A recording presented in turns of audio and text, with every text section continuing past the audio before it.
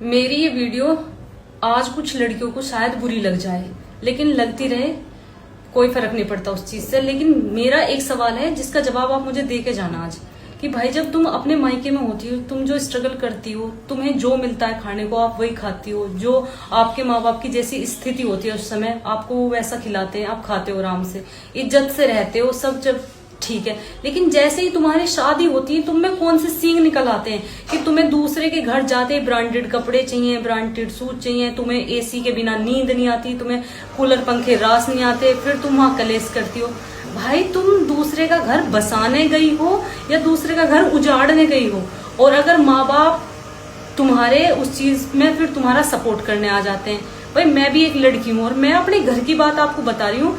अगर हर औरत, हर लड़की ये चीजें करनी शुरू करेगी ना, तो इस समाज में, इस दुनिया में कोई रिश्ता सक्सेसफुल नहीं होगा, कोई घर नहीं चलेगा। अगर ऐसा होता ना तो आज यहाँ मैं होती ना आप होते। क्योंकि जब मेरी मम्मी की मेरे पापा से शादी हुई थी ना, मैंने अपने घर की स्थिति देखी है। तब मेरे पापा की नौकरी भी नहीं थी और फिर भी हम पाले भी उन्होंने। मेरी मम्मी ने पापा के साथ स्ट्रगल भी करा, हमें पढ़ाया भी, लिखाया भी, कामयाब भी कर दिया।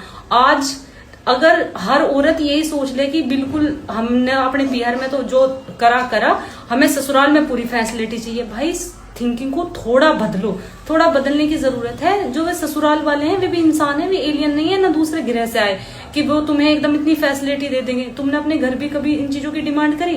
पर नहीं। माँ बाप के घर आप सहन कर लोगी, लेकिन ससुराल में आपसे सहन नहीं होगा।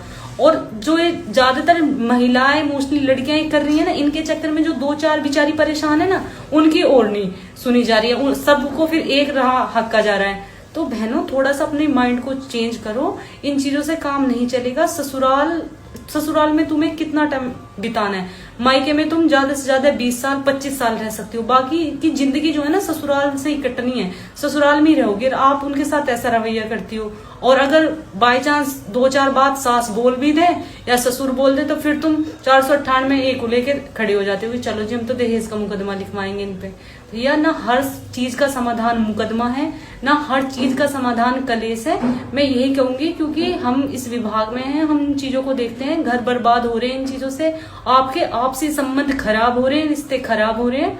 जैसा आप अपना परिवार पीछे छोड़ के आई हैं, वैसा ही परिवार आपके सामने है, उन्हें भी उतने ही खुले दिल से अपनाओ जैसे तुम अपने माँ बाप के साथ रहती थी, वैसे ही सास ससुर को भी समझो, तो परिवार बहुत अच्छा चल सकता है।